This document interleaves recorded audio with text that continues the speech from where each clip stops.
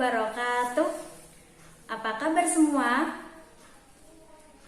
Oke, yuk sebelum mulai pembelajaran kita berdoa terlebih dahulu yuk. Bismillahirrahmanirrahim. Raditu billahi robba wa bil islami dina wa bi muhammadin nabiyyan wa rasulah. Rabbi zidni ilma warzuqni fahma. Amin. Sebelumnya, Bu Guru absen dulu ya. Siapa yang tidak hadir pada hari ini? Alhamdulillah hadir semua ya. Oke.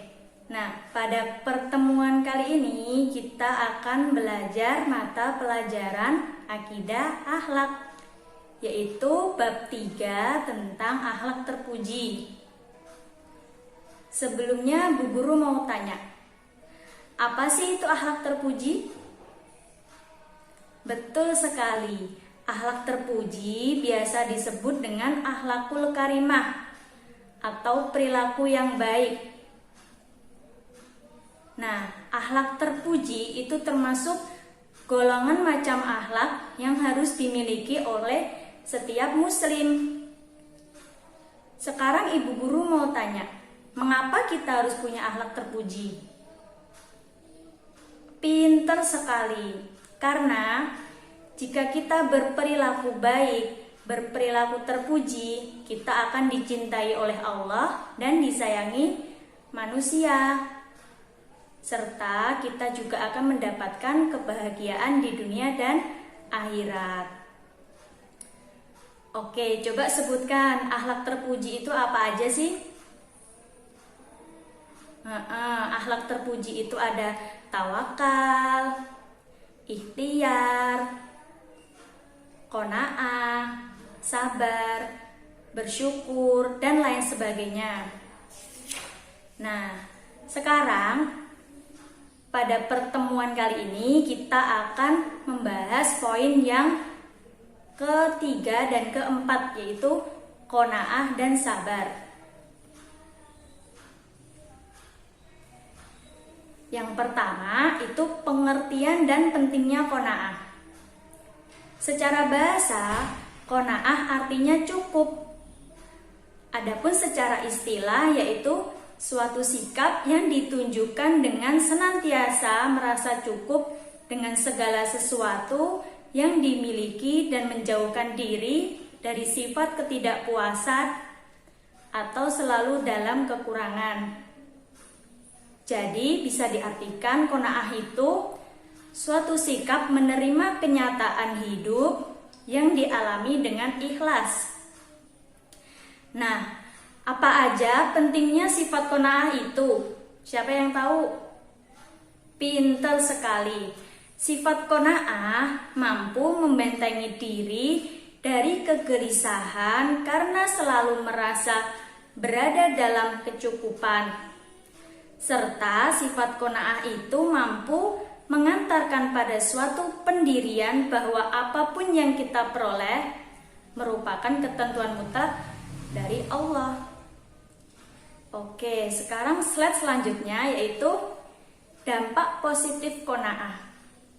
Nah, dampak positif qanaah itu ada banyak sekali, yaitu menumbuhkan rasa ikhlas atas keadaan yang ada. Kemudian poin yang kedua, mendorong kedekatan kepada Allah sehingga jiwa semakin tentram. Yang ketiga, meningkatkan sifat sabar atas segala ketentuan Allah.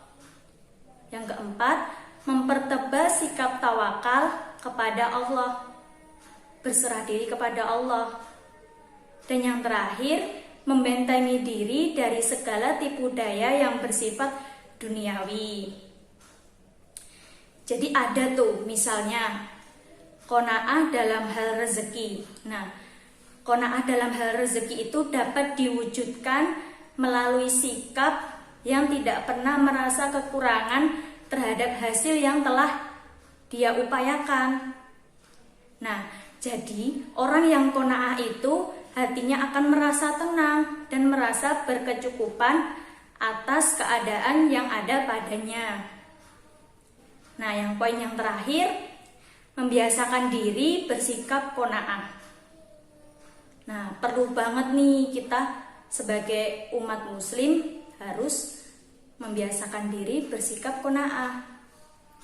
Caranya gimana sih anak-anak? Oke, Ibu Guru jelaskan sedikit ya. Dalam sifat qanaah tidak serta-merta datang dengan sendirinya.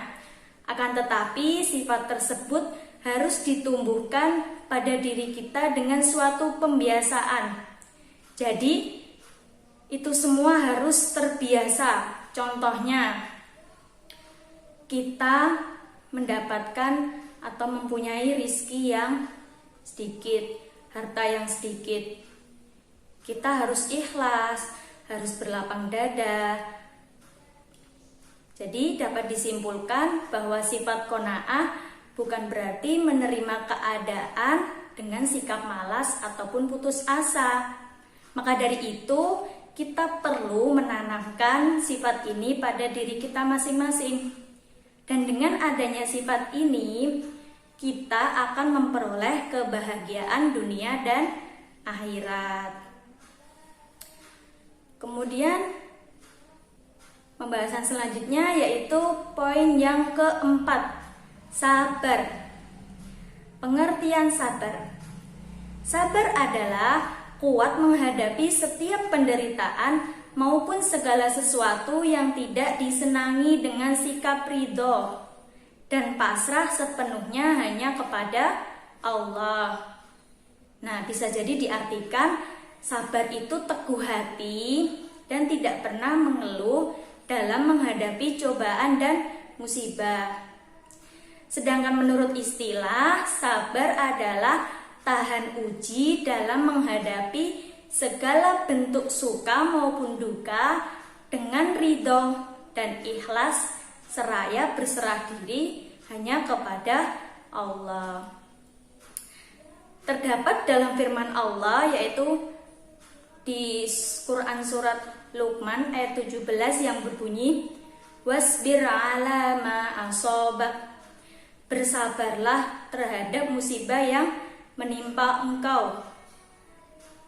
Jadi kita sebagai umat muslim juga harus mempunyai sikap sabar. Nah, sabar itu termasuk juga akhlak terpuji, meskipun tampak sederhana dan mudah. Akan tetapi jika diterapkan ataupun dipraktekkan itu sangat sulit dalam kehidupan sehari-hari.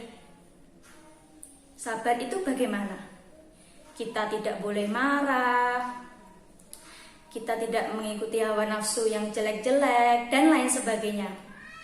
Nah, menurut Imam Ghazali, sabar itu dibagi menjadi 3 kategori. Yang pertama, as-sabru 'ala tha'ah, sabar dalam ketaatan. Nah, kita itu harus menjalankan tugas dan kewajiban kita dengan ikhlas, tidak menggerutu, dan lain sebagainya. Yang kedua, as-sabru 'alal bala, sabar saat menghadapi musibah. Nah, contohnya tabah dalam menghadapi suatu cobaan atau ujian atau musibah yang menimpa kita.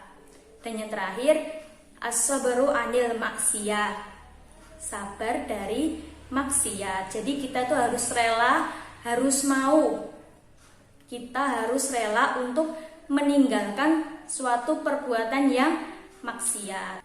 Dampak positif dari sabar. Selain ada dampak positif dari sifat qanaah, ada juga dampak positif dari sabar. Yang pertama, sebagai ujian bagi keimanan seseorang, kalau lolos dari ujian akan mendapatkan kebahagiaan. Yang kedua, merupakan peringatan Allah kepada manusia bahwa manusia teramat kecil di hadapannya. Yang ketiga, membuka jalan bagi terciptanya kehidupan yang damai dan tentram.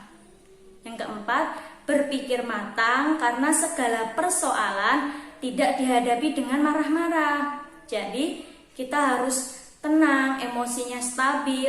Saat kita punya masalah, kita tuh nggak boleh marah-marah. Jadi harus tenang, harus pikirannya stabil.